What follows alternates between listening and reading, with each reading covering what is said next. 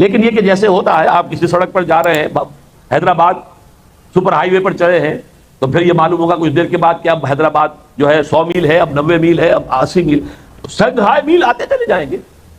اسی طرح یہ 10 نکات 1 2 3 4 کر کے اگر ہم نے یہی چوائس ہوا ہمارا اسی راستے پر جس پر کہ مغرب ہمیں چلانا چاہتا ہے، جس پر کہ کلنٹن صاحب کہہ گئے کہ اگر یہ راستہ اختیار کرو گے تو ہم تمہارا ساتھ دیں گے، مدد کریں گے، وی شل واک ود یو، تمہارے ساتھ قدم بقدم چلیں گے، ہماری سرپرستی تمہیں حاصل رہے گی اگر کرو گے تو۔ وہ کیا ہے؟ نمبر 1، پاکستان اپنے جینیسس اور نظریاتی تشخص کو بھول جائے بس ایک نیشن سٹیٹ، اللہ اللہ خیر صلی اللہ۔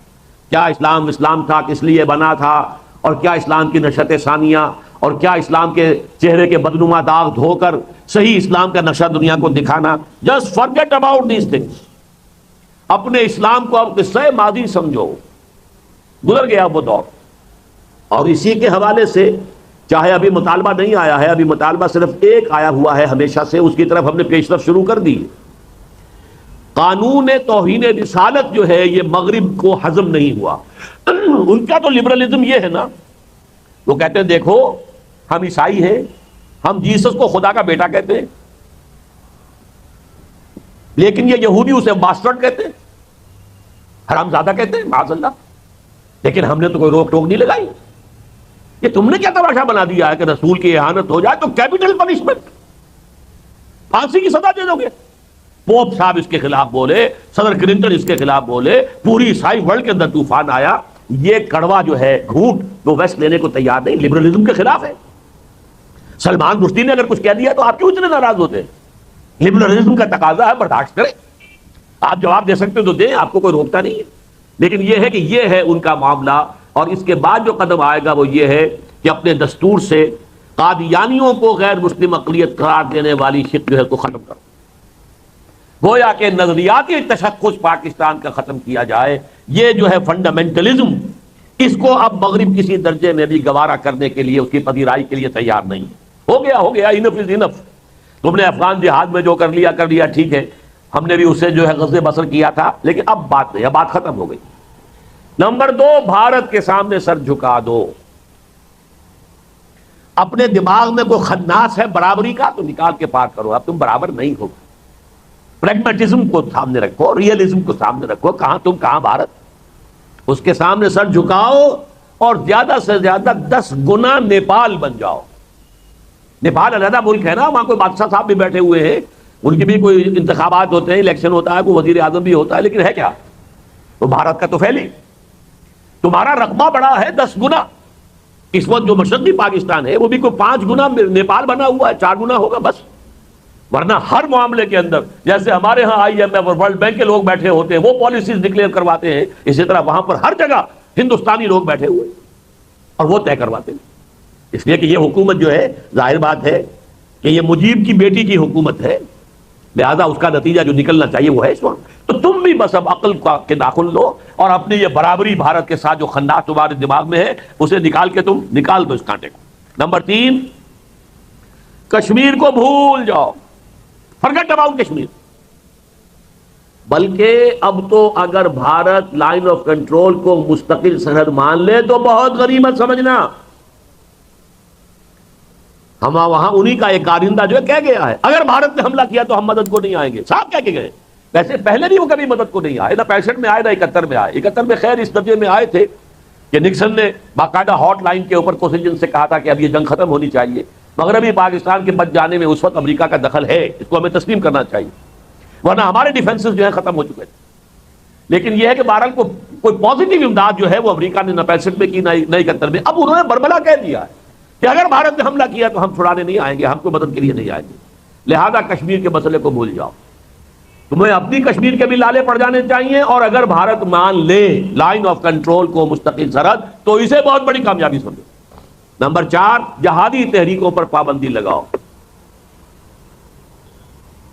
They have outlived their utility۔ اب ان کا جو مسئلہ تھا وہ ہو چکا، ہم نے جو بھی شکست دینی تھی روس کو وہ دے دی، روس کا کیا پانچا ہو گیا، اب ان کی کوئی ضرورت نہیں ہے، ان کے اوپر پابندیاں لگاؤ۔ یہ بہت خوفناک قسم کے لوگ ہیں، جہادی۔ نمبر 5، اسلامک فنڈامنٹلزم کو بھی کرب کرو۔ انسانی حقوق کی راگنی اور راگ جو ہے بڑے سے بڑے پیمانے کے اوپر الاپنا شروع کر دو. چنانچہ ہیومن ڈگنیٹی اور ہیومن رائٹس کی کانفرنس ہمارے ہاں ہو گئی ہے بہت بڑے پیمانے پر. وہ آپ نے دیکھ لیا, اس میں خلا کے قوانین کو بھی جو ہے ایسا بنایا جائے کہ عورت آسانی سے خلا لے سکے. وراثت میں خیر خدا کا شکر ہے ابھی صرف یہ کہا گیا ہے جو اسلام نے حصہ دیا ہے وہ ضرور دیا جائے, اس کی تو ہم بھی تائید کریں گے, لیکن آگے چل کر یہ معاملہ جو ہونا ہے بیجنگ +5 کانفرنس کا ایجنڈا جب آ جائے گا وہ تو برابر کا معاملہ ہے. تمہارے قرآن میں لکھا ہوا ہے نا کہ بیٹے کا دگنا حصہ ہے اور بیٹی کا جو اکیرا ہے, تو قرآن کی اور کون سی باتیں تم مان رہے ہو؟ تم چوروں کا حق کاٹتے ہو کیا؟ تم تو نہیں کاٹتے, تو ختم کرو اس کو بھی. تم نے یہ جو مرد اور عورت کے درمیان ایکویلٹی لے کر رکھی ہوئی ہے اس کو ختم کرو. اپنی منڈی کھول دو بھارت کے مال کے لیے. طالبان سے اپنے آپ کو ڈسٹنس کرو, دور ہو جاؤ, ان سے تعلق مت رکھو. ان کا جو گھیراؤ ہم کرنا چاہ رہے ہیں, ان کے خلاف جو سینکشنز ہیں ان میں ہمارا ساتھ تعاون کرو, مدد کرو, اور خاص طور پر اسامہ ابن لادن کی گرفتاری میں ہمارا ذریعہ بنو. جس طریقے سے کہ اس سے پہلے وہ کون تھا جسے کہ گرفتار کیا گیا تھا ڈیرہ غازی خان سے, تم نے گرفتار کروا دیا تھا, ایمل کانسی. ہاں. Number 8, IMF, World Bank, World Trade Organization اور ٹرپس. یہ ٹرپس کا نیا معاہدہ ہے, شاید بہت سے حضرات کو معلوم ہی نہ ہو. یہ بھی ورلڈ ٹریڈ آرگنائزیشن کا جو ہے اسی کا ایک جز یہ بھی ہے کہ یہ جو بیج ڈیولپ کیے ہیں ویسٹ نے, جن سے پیداواری بڑھ گئی ہے. اب ایک ہماری پرانی ہوتی تھی گندم, دیسی گندم جسے کہتے ہیں, اس کی پر ایکڑ ییلڈ جو ہے وہ کم ہوتی تھی. وہاں سے باہر سے نیا بیج آیا تو اب ہمارے ہاں گندم زیادہ ہوتی ہے. ایک مکئی کی ییلڈ جو ہے 1 ایکڑ میں کتنی ہوتی تھی, اب کتنی ہوتی ہے. تو یہ جو بیج ہے ہم نے ڈیولپ کیے, ہم نے ان کو جینیٹیکلی جو ہے ماڈیفائی کیا. یہ جی ایم فوڈز اور جی ایم جو سیریل جو ہے, لہذا اس کے پروپرائٹری رائٹس ہمیں ملنے چاہیے. ہم نے سائنٹیفک ریسرچ کی تھی, اس پر ہم نے پیسے خرچ کیے تھے, تو یہ ڈیولپ کیے تھے بیج. اب یہ ہے کہ بیج دنیا میں کہیں کوئی قوم پیدا نہیں کرے گی, بلکہ وہ سب ہماری ملٹی نیشنل کمپنیوں سے لینے ہوں گے. یہ بھی ایک ذیلی معاہدہ ہے ورلڈ ٹریڈ آرگنائزیشن کا, اور اس کے اوپر بھی پاکستان دستخط کر چکا ہے, اگرچہ ابھی وہ آپریٹو نہیں ہے. لیکن یہ کہ یہ نظام ہے پورے عالمی سطح پر دجال کی گرفت. World Bank, IMF, World Trade Organization, جس کا رد عمل امریکہ میں ظاہر ہو رہا ہے. ہمیں تو پتہ بھی نہیں, ہمارے آدمی کو معلوم ہی نہیں ورلڈ ٹریڈ آرگنائزیشن کا مطلب کیا ہے. اور یہ سارے ٹیرفز ختم ہو جائیں, سارے جو ہے وہ جو ہم کسٹم لگا دیتے ہیں یا ٹیکسز لگا, سب ختم ہو جائیں, تاکہ یہ جو ملٹی نیشنلز ہیں ان کے لیے کوئی رکاوٹ نہ ہو. اور اس کے لیے وہ اپنے آپ کو اور بڑے سے بڑا بنانے کے لیے مرجنگ ہو رہی ہے. بڑی بڑی کمپنیاں مرج کر کے اور بڑی ہو جائیں تاکہ ہم پوری دنیا کے اندر جو ہے اپنا جال پھیلا سکیں. یہ ہے دنیا کے اندر معاشی جو استیلاء ہے, غلبہ ہے اس دجالی تہذیب کا. اس کے جو انسٹرومنٹس ہیں وہ یہ ہے. لہذا اس کے نتیجے میں جو بھی اس کے آپ سامنے سر جھکاؤ, اور تہذیبی طور پر مغربی تہذیب, مغربی ویلیوز, یہ ڈش اینٹینا, یہ پورا جو ایک تہذیبی خوراک دی جا رہی ہے. اور اب یہ کہ جو ویمن 2000 ہونے والی ہے کانفرنس, اس کے ایجنڈے پر عمل کرو. پرمسو ہیڈونزم کی ہماری جو تہذیب ہے اس کو اختیار کرو. اور 10ویں اور آخری بٹ ناٹ دی لیسٹ, جو بھی ہم نے تھوڑی سی چشم پوشی کی تھی, تم نے ایٹم بم بنا لیا ہے, دھماکہ بھی کر لیا, اسے رول بیک کرو, فریز کرو, بلکہ ختم کرو. CTBT پر تو فوراً دستخط کرو, پھر NPT اور سب کے لیے تیار ہو جاؤ. اور یہ ہم تمہارے ہاتھ میں نہیں دیکھ سکتے. تم تو بالکل نابالغ قسم کے نوجوان ہو, تمہارے ہاتھ میں اتنا بڑا ہتھیار اگر آ گیا تو اس کا پتہ نہیں کیا نتیجہ نکلے گا. تم کسی عرب ممالک کو دے دو گے اور وہ ہمارے خلاف اسے استعمال کر بیٹھے گا. لہذا سارا دباؤ اب ہوگا کہ اس کو ختم کیا جائے, فریز کیا جائے, رول بیک کیا جائے. ایک راستہ یہ ہے, اگر ہمیں مغرب کے ساتھ اٹیچ رہنا ہے, اس کی لائف سپورٹس جو ہیں وہ ہمیں درکار ہیں. IMF کی قسط جو ہے وہ لینی ہی لینی ہے. اگر ہمیں یہ کام کرنا ہے تو یہ ہے وہ 10 یہ نشانات راہ ہیں, ان پر لازماً چلنا ہو. ضرورت اس بات کی ہے کہ اس کا شعور عام کر دیا جائے کہ اب ہم اس دوراہے پر آ گئے, یا ادھر یا ادھر. ابھی تک گڑبڑ معاملہ چل رہا تھا, کچھ اسلام, کچھ سیکولرزم, کچھ قرارداد مقاصد بھی, کوئی کاؤنسل آف اسلامک آئیڈیالوجی, کچھ یہ کہ فیڈرل شریعت کورٹ بھی, کچھ یہ چیزیں بھی, کچھ وہ چیزیں بھی. اصل جو معاملہ ہے وہ سارا سیکولر, لیکن کچھ مذہبی رنگ و روغن جو ہے وہ ہم نے دیے رکھا ہے. اب یہ بات نہیں چلے گی. یا تو صاف ننگے ہو کر جو بھی مغربی تہذیب ہے اور نظام ہے اس کو ان ٹوٹو اختیار کرو, تو ہم تمہارا ساتھ دیں گے. We shall walk with you. تمہارے ساتھ چلیں گے، تمہیں سہارا دیں گے۔ اور دوسرا راستہ کیا ہے؟ نمبر ایک، اپنی نظریاتی اساس کا اثر نو ایسرٹ کریں ہم۔ پاکستان اسلام کے لیے قائم ہوا، پاکستان کا نظریہ تھا، یہ نظریاتی ریاست ہے، یہ نیشن سٹیٹ نہیں ہے، یہ آئیڈیولوجیکل سٹیٹ ہے۔ اس کا کام پہلے دن سے یہ تھا کہ اس آئیڈیالوجی کو دنیا کے اندر عام کرنے اور پھیلانے کے اندر اپنی ساری قوت صرف کرے۔ جیسے کسی زمانے میں آپ کو معلوم ہے کہ رشیا کی صلاحیتیں جو ہیں اور وسائل کتنے زیادہ صرف ہوتے تھے کمیونزم کو دنیا میں پھیلانے کے لیے، تو پاکستان کا تو پہلے دن سے کام یہ ہونا چاہیے تھا۔ لیکن اب جب کہ بی بی سی کہہ رہا ہے کہ امریکہ نے پاکستان کو دھوپ میں کھڑا کر دیا ہے، اب اسے اپنا سایہ خود بنانا ہوگا، تو ٹھیک ہے، تو نے اچھا کیا دوست، سہارا نہ دیا، ہم کو لغزش کی ضرورت تھی سنبھلنے کے لیے، لیکن اب ہمیں سوچ سمجھ کر اختیار کرنا چاہیے کہ پاکستان کی نظریاتی اساس کو اثر نو مستحکم کریں، ری ایسرٹ کریں اور اس کے پرچارک بن جائیں۔ ہمارا ٹی وی، ہمارا ریڈیو پوری دنیا میں اسلام کے نظریے اور اسلامی نظام کی حقانیت کو اور اس کی برتری کو بیان کرنے کے اندر لگ جائے، پہلا کام یہ ہے۔ دوسرا، شریعت کی عملی تنفیذ، جو اس کے لیے انسٹرومنٹ بن گئے ہیں، جو ادارے بن گئے ہیں، وہ ٹھیک ہے۔ فیڈرل شریعت کورٹ میں ججوں کی تعداد بڑھاؤ، عالم جج بڑھاؤ، پھر ان کا سٹیٹس جو ہے وہ جو ہائی کورٹ اور سپریم کورٹ کے ججز کے برابر ان کا سٹیٹس کرو، تاکہ تیزی کے ساتھ، اور جو اس کے اوپر ہتھکڑیاں پہنا دی تھی ضیاء الحق نے اور بیڑی ڈال دی تھی، وہ سب ہٹا دو۔ اگر دستور پاکستان میں کچھ ہے خلاف اسلام ہے تو وہ بھی نکلنی چاہیے۔ اگر جو بھی جوڈیشل پروسیجرل لاز ہیں، ضابطۂ دیوانی، ضابطۂ فوجداری، اس میں اگر کوئی خلاف اسلام ہے اسے نکلنا چاہیے۔ اسلام کے قانون شہادت کو نافذ ہونا چاہیے، اسلامی تعزیرات کو نافذ ہونا چاہیے۔ اور اس میں اس حد تک کہ قانون جو ہے اس کی اسلام کے اندر مرتد کی سزا قتل ہے۔ ہم نے آدھا کام کیا، قادیانیوں کو غیر مسلم قرار دے دیا، لیکن ارتداد کی سزا نافذ نہیں کی۔ نتیجہ یہ ہے کہ قادیانیت کو پوری دنیا کی سیکولر تہذیب کی ہمدردی حاصل ہو گئی، اور ہمارے ملک میں بھی اندر ہی اندر دیمک کی طرح وہ ہماری جو ہے ہماری قومی زندگی کو چٹ کر رہے ہیں۔ لوگ قادیانی ہو رہے ہیں، اب بھی تبلیغ ان کی جاری ہے۔ اس لیے کہ اصل قتل تو یہ ہے کہ اگر کوئی شخص غیر مسلم ہو جاتا ہے مسلمان ریاست کے اندر تو اس کو قتل کر دیا جائے گا۔ ارتداد کی سزا قتل ہے، پوچھ لیجئے، مجمع علیہ، تمام علماء کی رائے، تمام ہمارے فقہوں کے اندر یہ رائے ہے، لہذا ہم اس کو نافذ کریں تاکہ یہ قادیانیت کا فتنہ ختم ہو۔ بلکہ یہ سمجھیے اسی سے ایک دوسرا فتنہ جو پروان چڑھ رہا ہے پاکستان میں، عیسائیت کو فروغ ہو رہا ہے، جس تیزی کے ساتھ ہو رہا ہے۔ اسلامی ریاست میں کسی اور مذہب کی تبلیغ کی اجازت نہیں ہوتی۔ ہاں، جو غیر مسلم ہو اسلامی ریاست میں وہ اپنی آئندہ نسل کو اپنا مذہب پڑھا سکتے ہیں۔ اگر ہندو یہاں ہے وہ اپنے بیٹوں کو، اپنی بیٹیوں کو ہندو مذہب کی تعلیم دے، تلقین کرے، اپنے مدرسے کھول لیں، ہندو مرد، ہندو عورتیں، ہندو بچیاں، ہندو لڑکے پڑھیں، وہاں انہیں پڑھائیں، اپنی جو بھی پڑھائیں کتاب، انہیں حق حاصل ہے۔ عیسائی ہیں وہ مدرسے کھولیں، کسی مسلمان بچے کو داخل نہیں کر سکتے اس میں۔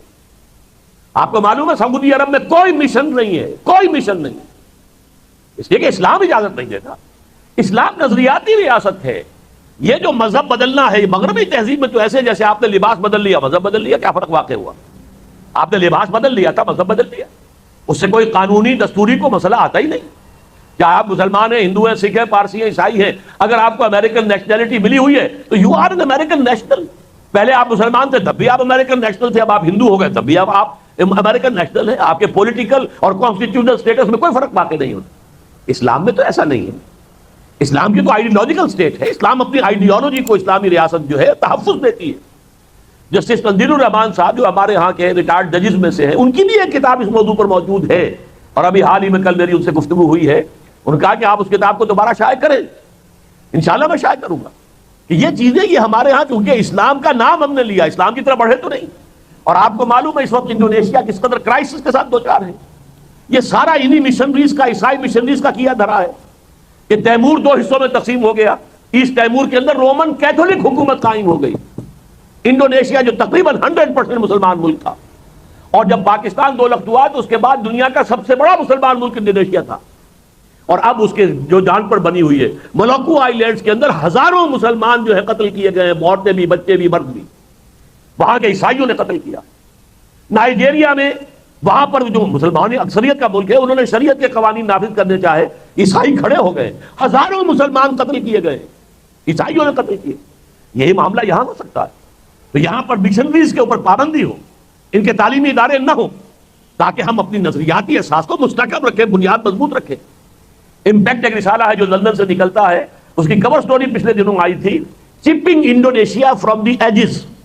جیسے آپ اس میز کا ایک ٹکڑا یہاں سے کاٹ دیں، ایک ٹکڑا یہاں سے کاٹ دیں، تو انڈونیشیا کو اس وقت کرسچینٹی جو ہے، عیسائی جو یہ مشنریز کے کام کا جو نتیجہ اب نکل رہا ہے، وہ انڈونیشیا کے ٹکڑے کر رہے ہیں. ادھر سے کاٹ دیا، ادھر سے کاٹ دیا، ادھر سے کاٹ دیا، ادھر سے کاٹ دیا. Chipping Indonesia from the edges. Number 3، سود اور جوئے کا مکمل خاتمہ پہلے دن سے. یہ کرنا چاہیے، یہ امپلیمنٹیشن ہو لازماً. اور اس معاملے میں غور سے سنیے، ہمیں یہ اعلان کرنا چاہیے کہ IMF، ورلڈ بینک، کوئی ہو، ADB ہو، کوئی ایشین ڈیولپمنٹ، ہم کسی کو سود نہیں دیں گے. آپ کی اصل رقم دیں گے، وہ بھی اپنی سہولت سے دیں گے، جب دے سکیں گے دیں گے.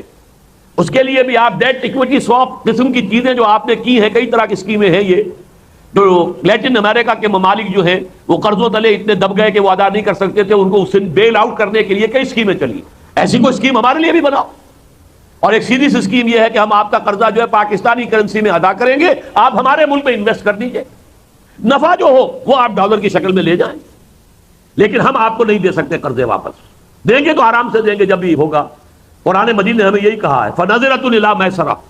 اگر وہ مقروض جو ہے وہ کوئی سخت حالات کے اندر ہے تو اسے مہلت ملنی چاہیے، یہ نہیں کہ سر پر سوار ہو جائے قرض خواہ. اور یہ بات اگر کوئی کہے کہ صاحب یہ کیسے ہو سکتا ہے، ہم نے جب قرض لیا تھا تو بائی لیٹرل ایگریمنٹ تھا، دو طرفہ معاہدہ تھا، ہم نے سود دینا تھا، طے کیا تھا، اب یونیلیٹرلی ہم کیسے بیک آؤٹ کر سکتے ہیں؟ دیکھیے میں آپ کے سامنے مثال رکھ رہا ہوں. ہمارا دو طرفہ معاہدہ ہوا امریکہ سے F-16 جو جہاز تھے ان کی سیل کا. ہم سے پیسے بھی لے لیے، جہاز نہیں لیے. کیوں؟ صاحب ہمارا ایک سینیٹر سامنے آ گیا اور اس نے ایک ترمیم پیش کی، پریسلر صاحب نے، اور چونکہ سینٹ نے منظور کر لیا، قانون بن گیا، ہمارے ہاتھ تو بن گئے. ہم کیسے دیں؟ ہم تو نہیں دے سکتے جہاز. نہ پیسے لوٹائے نہ جہاز دیے، بلکہ کلیم ان کا یہ ہے کہ آپ کے جہاز جو ہم نے اپنے پاس رکھے ہوئے ہیں تو اتنے عرصے کا کرایہ اور ڈیمریج بھی دیجئے ہمیں. یہ کیا کون سے اخلاقی اصول سے یہ معاملہ ہوا؟ اگر آپ کی سینٹ یہ کر سکتی ہے تو ہمارے تو دین نے ہمیں کہا ہے کہ سود حرام ہے، بند دو.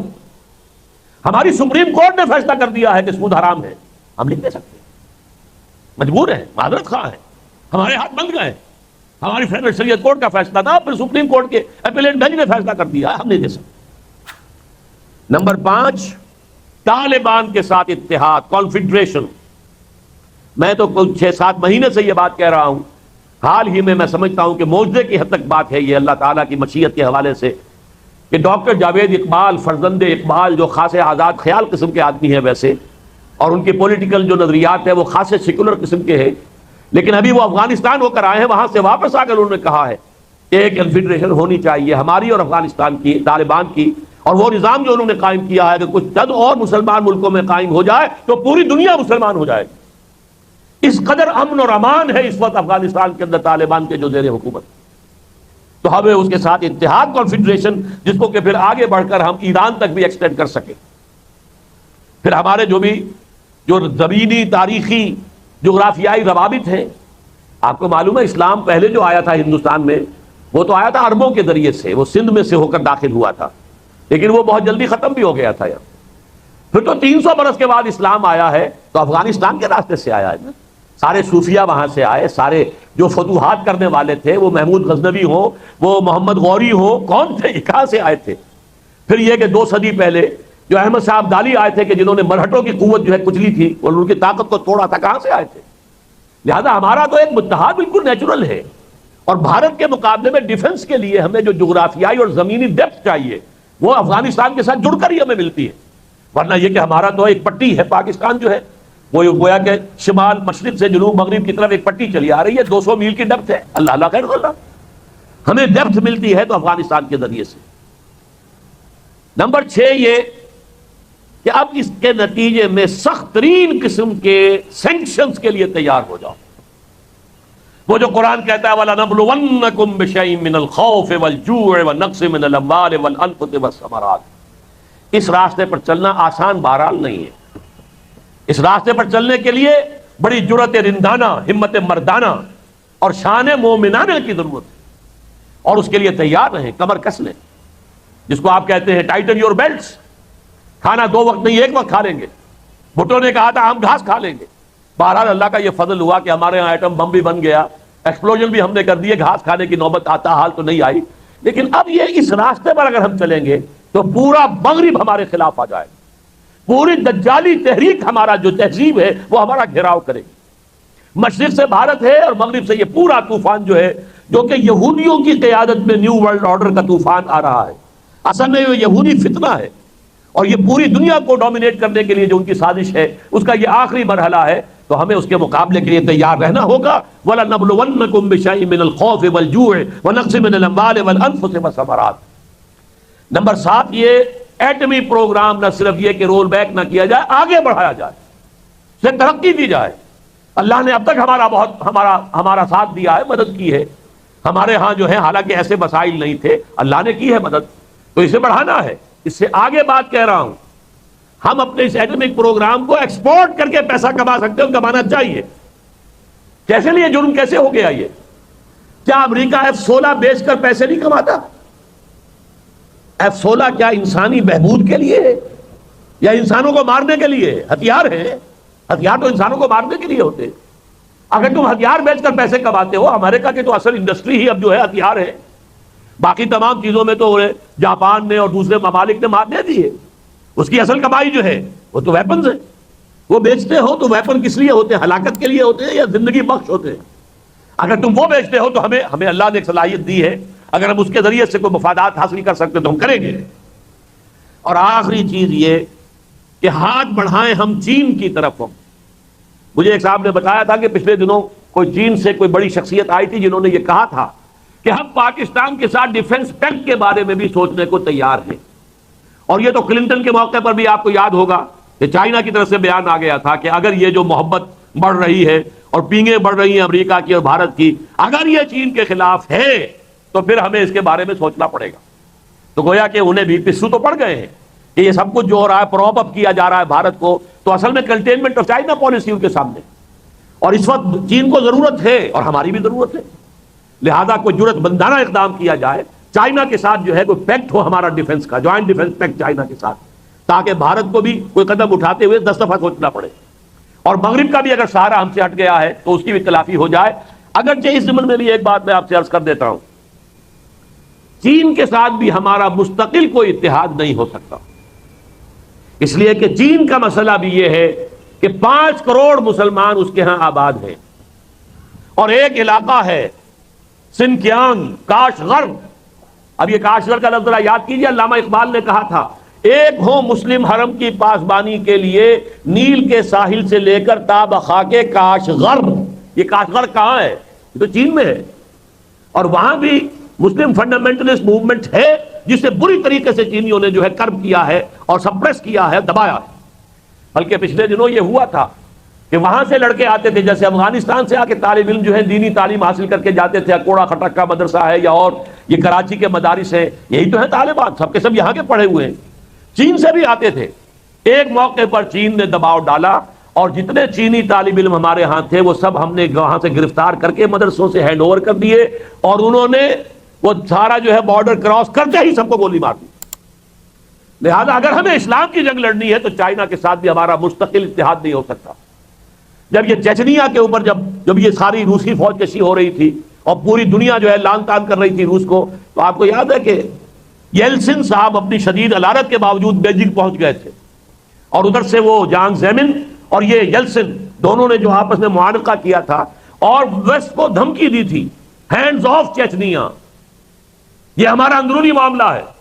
اگر ویسٹ نے ہمارے اوپر دباؤ ڈالا تو سن لے کان کھول کر، ہمارے پاس ایٹمی ہتھیار موجود ہیں، ہم ایٹمی ہتھیار استعمال کریں گے.